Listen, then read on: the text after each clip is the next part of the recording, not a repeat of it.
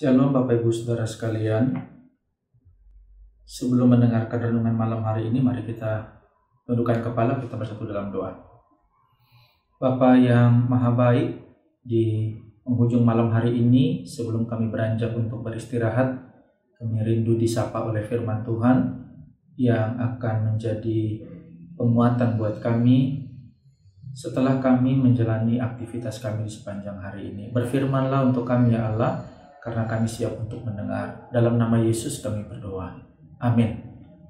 Bapak Ibu Saudara yang dikasihi oleh Tuhan Yesus Kristus, firman Tuhan untuk kita pada malam hari ini terambil dari Filipi pasal pertama ayat 18b sampai dengan ayat 26. Filipi pasal yang pertama ayat 18b sampai dengan ayat 26.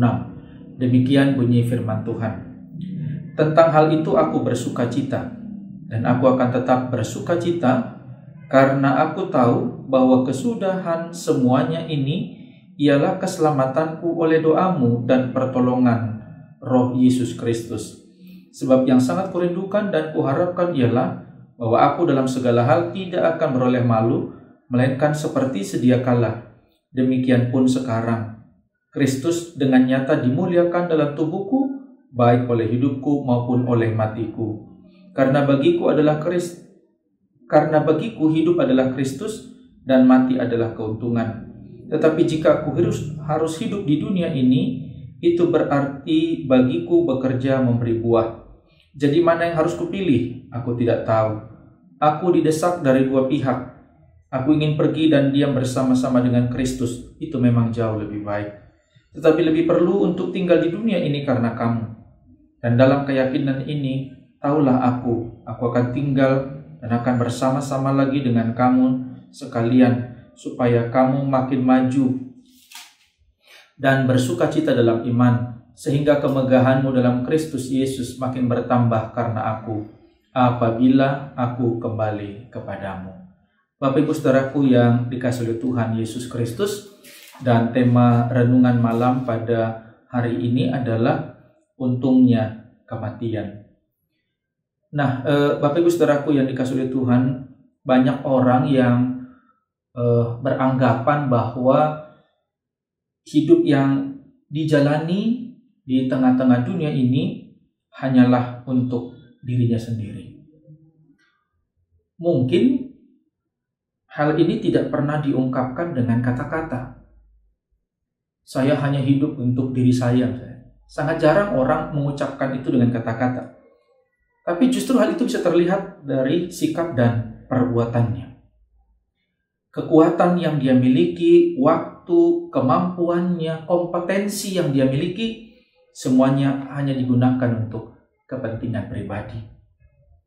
Bahkan banyak di beberapa kasus, keluarga mereka pun dimanfaatkan demi kepuasan dirinya sendiri. Dan lebih daripada itu, ada juga orang-orang yang menaikkan doa kepada Tuhan, tetapi isi doanya adalah meminta supaya Tuhan mau memenuhi keinginan pribadinya. Maka dalam bacaan ini, para pengikut Kristus termasuk kita diingatkan untuk tidak hanya memikirkan diri sendiri. Pribadi Paulus dalam teks ini menjadi teladan bagi kita setiap orang yang percaya kepada Kristus. Bagi setiap mereka yang mengakui bahwa Kristus telah mati demi keselamatannya, maka kehidupan yang dijalaninya di tengah-tengah dunia ini harusnya adalah untuk Kristus. Maka karena baktinya kepada Kristus, ia juga akan terus berupaya dengan keras untuk melakukan apa yang berkenan kepada Kristus. Ia akan menggunakan semua yang ada padanya hanya untuk mengungkapkan baktinya kepada Tuhan yang diikuti, bahkan yang diimaninya. Intinya, semua yang dilakukannya, baik dalam keluarga, dalam gereja, dalam masyarakat, dimanapun dan kapanpun, semata-mata adalah demi Kristus. Jadi kalau Paulus berkata hidup ini adalah untuk Kristus, hidup adalah demi Kristus, itu berarti Paulus mau mengajak kita semua untuk menjalani hidup hanya menurut kehendak Allah. Maka jika kita telah bertindak demikian, kematian bukanlah kenyataan yang menakutkan. Karena bagi orang yang menaruh pengharapannya kepada Kristus, sama seperti Paulus, kematian bukanlah saat yang mengerikan, tapi kematian menjadi saat yang dinantikan. Bapak Ibu Saudaraku yang dikasihi oleh Tuhan, maka dari teks ini kita belajar bahwa ternyata kematian itu menjadi jalan untuk bisa berjumpa dengan Kristus. Kita mengalami kasih Kristus, dan selama hidup kita telah mengasihi Kristus. Dan lewat kematian pula lah kita akan sampai kepada Kristus yang senantiasa mengasihi kita. Dan pengharapan serta keyakinan seperti itu akan membawa kita kepada kehidupan abadi bersama-sama dengan Kristus. Dan ini pula yang menjadi sumber kekuatan bagi kita dalam menjalani kehidupan di tengah-tengah dunia ini. Maka akhirnya, dengan berpegang pada keyakinan itu, para pengikut Kristus dapat menghadapi semua hal dalam hidup ini dengan penuh keberanian dan sekaligus kegembiraan. Tuhan Yesus memberkati firman-Nya. Amin.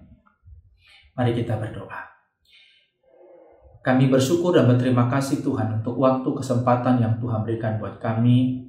Hari ini kami boleh belajar dari Paulus keteladanan, keyakinan, penghayatan imannya kepada Tuhan. Biarlah kami juga boleh memahami, mengerti hal yang sama dalam kehidupan kami. Agar selama kami hidup di dunia ini, bukan sekedar mengejar apa yang menjadi keinginan kami, tapi selama kami hidup, kami hanya ingin mengejar apa yang menjadi kehendak, kemauan Tuhan dalam hidup kami. Maka ketika kami menyelesaikan perjalanan kehidupan kami kelak di tengah-tengah dunia ini, Tuhan akan menyambut kami dalam keabadian. Terima kasih Bapa untuk firman-Mu, meteraikanlah itu dalam kehidupan kami. Dalam nama Yesus, Tuhan dan Juru Selamat kami yang hidup, kami sudah berdoa. Haleluya. Amin. Selamat malam. Tuhan Yesus memberkati kita sekalian. Shalom.